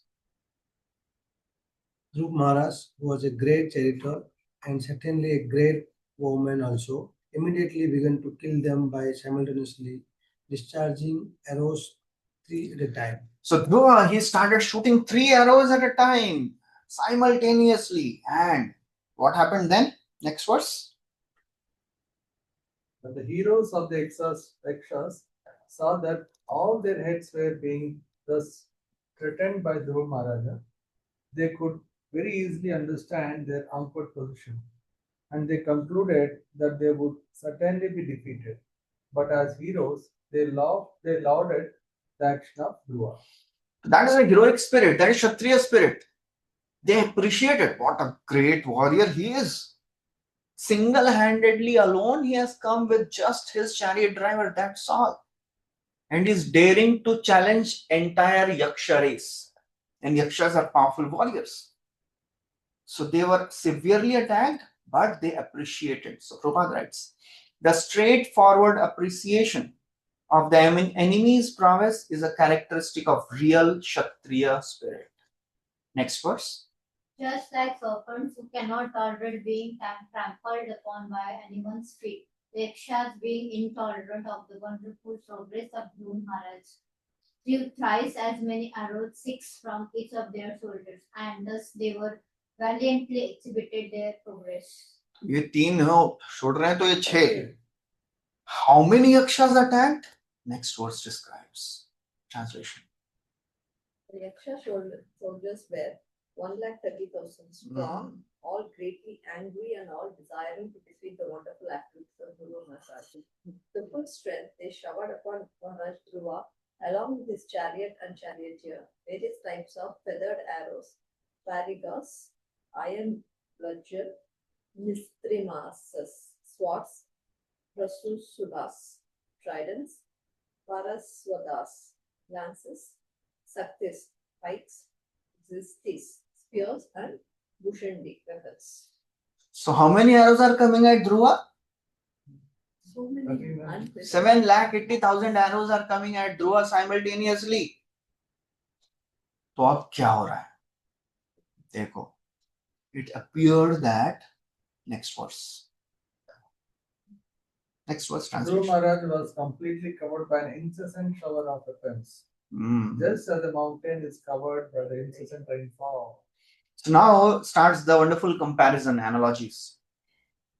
So it appeared as if the entire mountain is covered with rains. The mountain is covered by incessant rain. So Dhruva is like a mountain, and the arrows, the shower of the arrows, they are like rains on it. So Vishnu Chakravarti Srila Prabhupada writes. Chakravarti Thakur points that in this connection, Dhruva was covered by incessant arrows. This does not mean that he succumbed. What happens when the mountain is showered with rains? कुछ होता है mountain को, it get cleansed off. That's the only thing which happens. So Dhruva, when he saw this 780,000 arrows coming towards him, he became free from all the complacency in his fight. अब थोड़ा कुछ ऐसा, he may be casual कि पूरा शक्ति से नहीं युद्ध कर रहे हैं. So then he became free of all the complacency. Prabhupada writes, whatever incompetency he might have had was washed away. तो क्या हो गया फिर? हाहाकारत दैवासी सिद्धानाम दिव्य पश्यताम. हाहाकार मच गया. Translation. Next verse. All the siddhas from the higher planetary systems were observing the fight from the sky, and when they saw that Dhruva Maharaj had been covered by the incessant arrows of the enemy, they roared tumultuously. The grandson of Manu, Dhruva, is now lost. They cried that Dhruva Maharaja was just like the sun, and now he had set within the ocean of the. So this is very wonderful. ये match देख रहे हैं बहुत सारे लोग. It is not that only Dhruva and these yakshas are fighting and nobody is seeing this. All the siddhas are seeing this, and they are on the side of Dhruva. They are lamenting, अरे क्या हो गया बेचारे, हमारे Dhruva is now gone. So Prabhupada writes a very, very important line. He first of all explains about Manava. The word used here is Manava Surya. So Dhruva is Manava, descendant of Manu. And then he says, the denizens of Siddhaloka were anxious over Dhruva Maharaja's welfare. Srila Rupa Goswami says, therefore, and not only is a devotee well protected by the Lord, but all the demigods and even ordinary men are anxious for his security and safety. So Dhruva, it appeared that he's setting in the ocean of yakshas. He's like a sun who has set. That's what is described here. He's like a sun who is now set. But no, it is not like that. Everyone desires the welfare of a devotee. So while practicing devotional service, we should know that we are not alone in this battle against the material forces. We have so much of support system. Only thing which is needed is to have that faith and realization. Avashya Rakshibe Krishna. Just imagine if we are told, भाई प्रभुपाद हैं बगल में खड़े हैं, आप tension मत लो, आप करते रहो. He is protecting you. Prabhupada is there, Saraswati Thakur, Bhakti Vinod Thakur, all the parampara is there. We are not alone fighting this war. They are there to protect us. Etam sa asthaya paratmanishta adhyasitam purvatamai maharshibhi aham tarishyami. Only thing required is faith. If I am traversing the path which is given by our acharyas and parampara, I will cross. That is the faith. Faith in the process and the strength of our parampara. That we may fall down, but we will not be defeated. For sure. Sometimes it seems that devotee is losing. Sometimes it seems that Krishna is losing. Anywhere else it is described. Krishna हार रहे हैं. वराहदेव, फिर नरसिंहदेव, वो हिरण्यकशिपु बोले हैं देखो, he cannot bind me.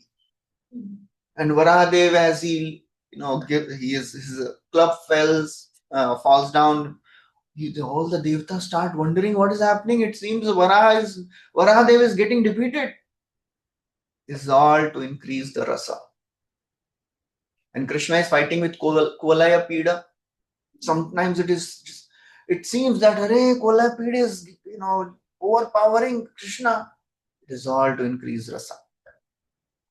So devotee is never defeated.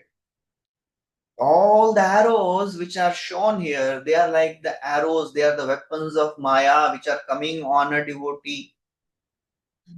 But the soul never loses its glory. The soul will never be defeated by the power of the holy name. It will come. One of the last verses of this is very, very powerful. There is a verse which describes Bhukta Bhoga Parityakta Drishta Dosha Chanityashaha Na Ishwarasya Ashubham Dhakte Swe Mahimni Sthitasya Cha. Bhukta Bhoga Parityakta, when one gives up the desire to lord it over the material nature, because he sees the dosha. What is the dosha? Sense gratification will give pain. At that time, Sway Mahimni Sthitasya, one gets situated in his original constitutional position. So the mountains, because they tolerate the showering of the rains, they shine. So if we are able to tolerate the shower of anarthas, shower of Maya, then we'll come with a composed mind, we'll come out for sure, equipoised. Okay, so now ये तो बोल रहे हैं अरे क्या हो गया, Dhruv is lost, what is happening, हाहाकार मच गया सिद्धलोक में. Next verse. The Yakshas, being temporarily victorious, claimed that they had conquered Dhruv Maharaj, but in the meantime, Dhruv's chariot suddenly appeared, just as the sun suddenly appears from within foggy mist. Another example is given, analogy. Just like the fog is there and the sun appears, everything is destroyed. It seems that completely sun is lost. So Dhruva, as all these yakshas, they were rejoicing, Are Dhruva is now gone. But in some time only, Dhruva's chariot emerged. Prabhupada writes, the fog is insignificant in comparison to sun. So therefore, the greatness of Dhruva is in all circumstances is affirmed. The path of bhakti, kechit kevalaya bhaktya vasudeva parayana agham dhanvantikar niharam iva bhaskaraha. When the sun of devotion rises, then all the anarthas are completely destroyed, all the sins, all the tendency to do sins. Now, Dhruva, as he emerged out, what is happening? Next verse. Translation. Dhruva Maharaj's bow and arrows twinkled and hissed, causing lamentation in the hearts of his enemies. He began to shoot incessant arrows, shattering all their different weapons, just as the blasting wind scatters the assembled clouds in the sky. So twanged and hissed. When the arrow is shot, it creates a hissing sound, and the string twangs. So he starts destroying the entire army of Yaksha. Next verse. The sharp arrows released from the bow of Dhruva Maharaj pierce the shield and the bodies of the enemy, like the thunderbolts released by the King of Heaven, which dismantles the bodies of the mountains. Okay, so now the previous comparison was the rain showering on the mountains when the Yakshas were showering arrows. Now Dhruva is showering arrows, and what is the comparison? Thunderbolts falling on the mountains. When thunderbolts fall on the mountain, what happens? Mountains will get Shattered. So that is the description. Two comparisons. Wonderful comparisons. Chakravarti Thakur explains that.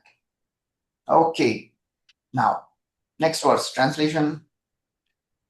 The great says, Hare Krishna.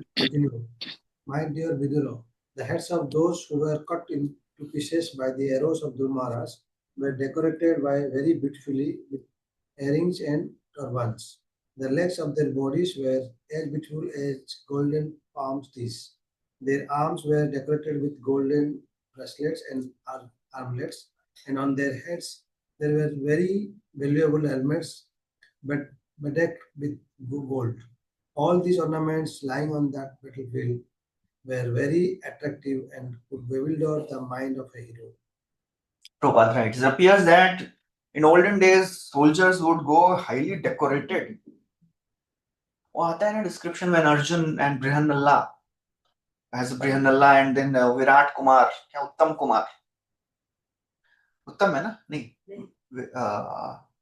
क्या नाम है उसका? उत्तम ही था ना उसका नाम? उत्तर उत्तर कुमार। हाँ उत्तर Kumar. So as he's going, so Uttara tells Arjun, can you please get all the ornaments and the helmet and all these things of those warriors? So Arjuna said, okay, I'll get. So that's how when he threw this Samohanastra, he collected all the upper vastra and all the garments and all the bracelets, ornaments. So that is what is described here. The soldiers would go highly decorated. Okay, next verse. The remaining yakshas who somehow Hare Krishna. were not killed. Mataji padhiye. Thank you, Prabhu. Hare Krishna. The remaining yakshas who somehow or other were not killed had their limbs cut into pieces by the arrows of the great warrior Dhruva Maharaj. Thus they began to flee, just as elephants flee when defeated by a lion.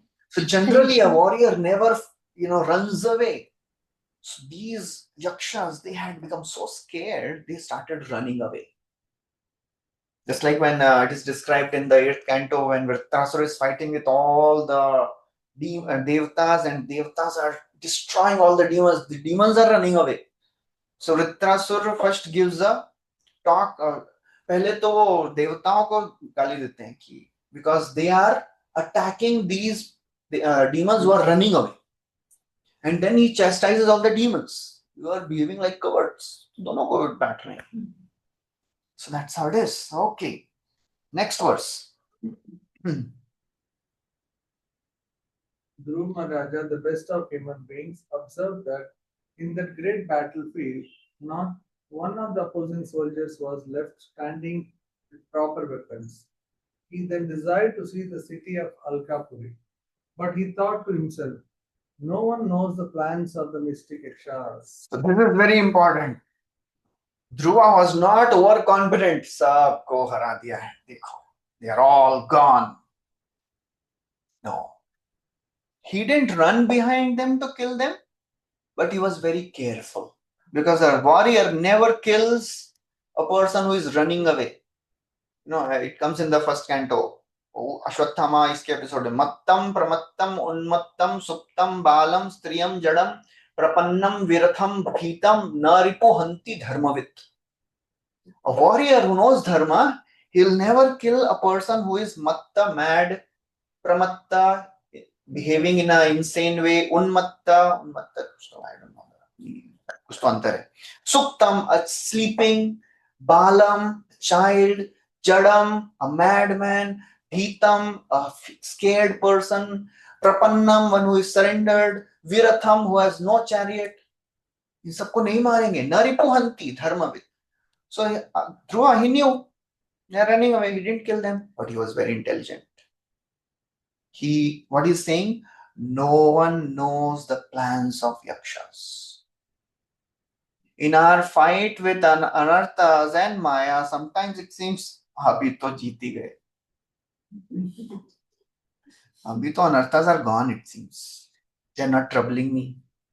They are not gone. They are hiding. And after some time, they'll pop up. And ये किधर से आया? अभी तो सब चला गया था इतने महीनों से.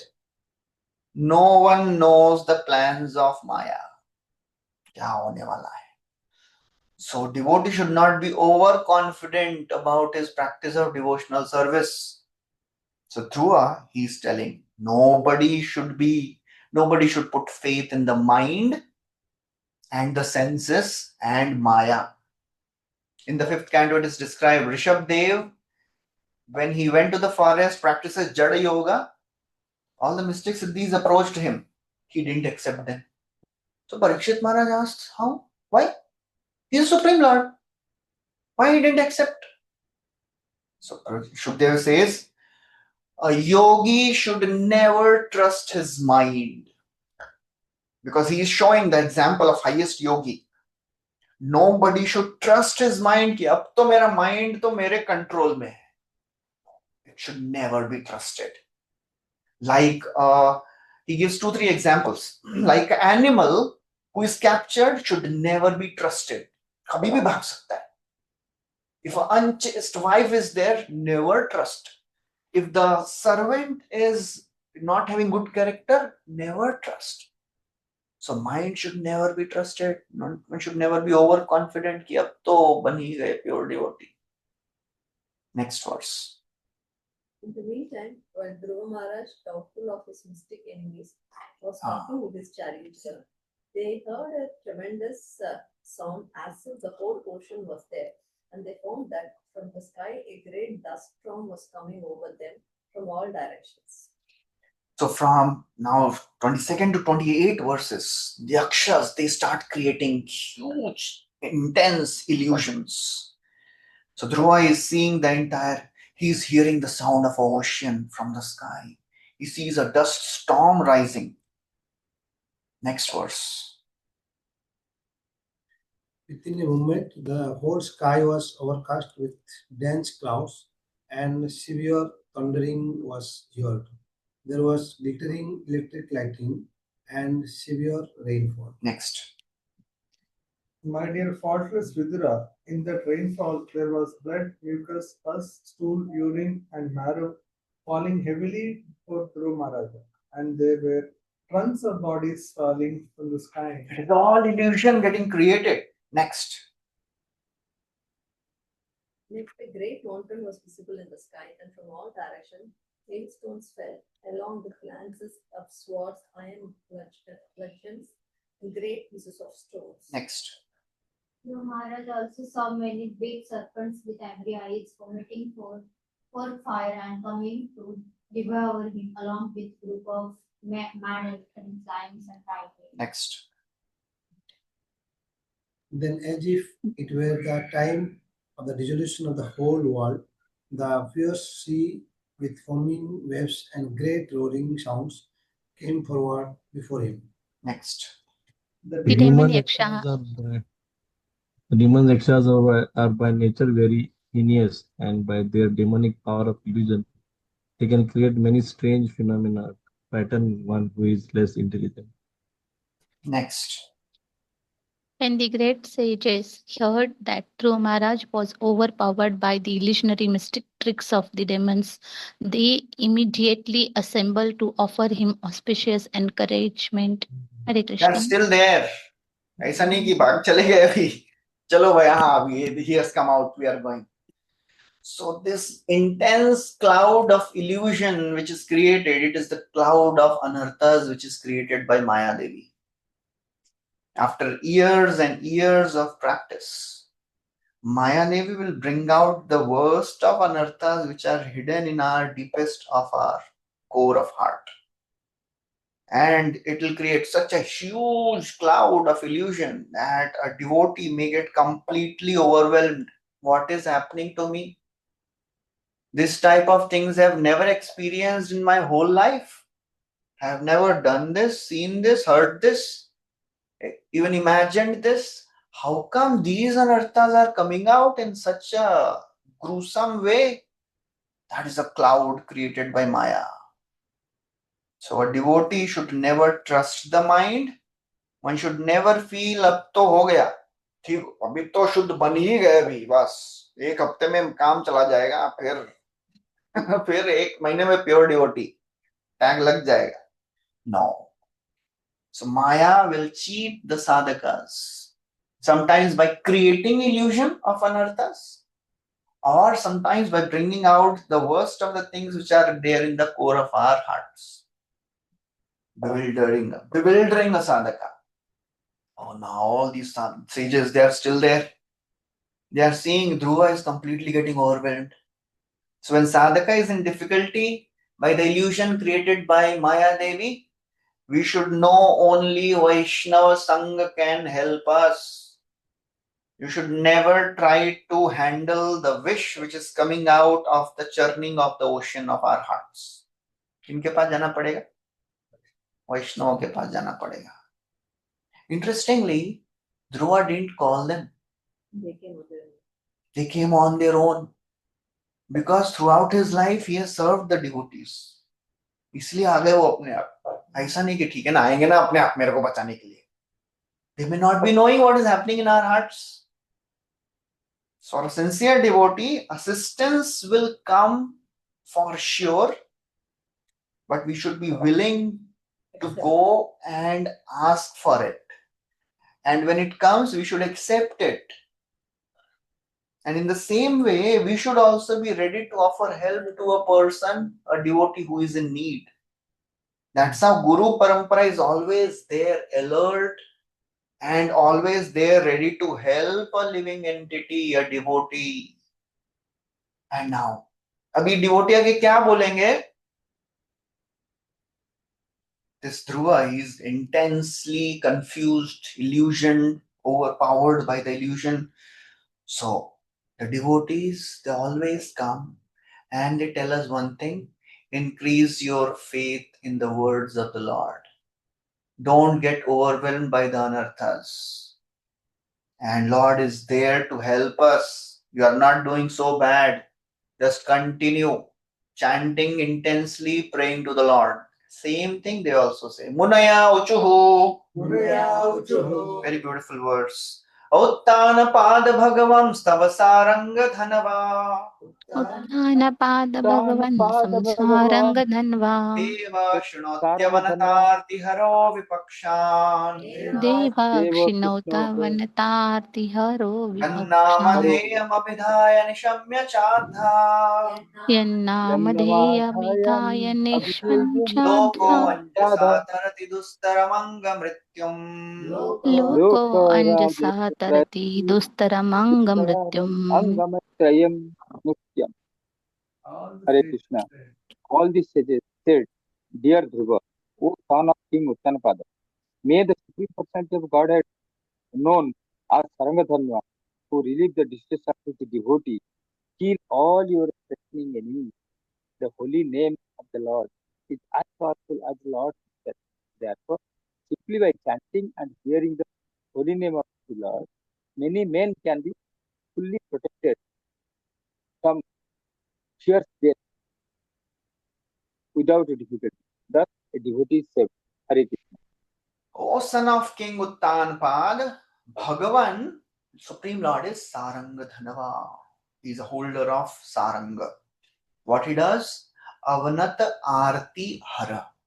प्रणत आरती हर अभी आया इसके पहले एक word प्रणत Aarti अवनत Aarti pranata avanata same surrendered souls arti hara removes the distress of surrendered and the name of the Lord is so powerful yan namadheya just by taking the name one becomes completely purified protected.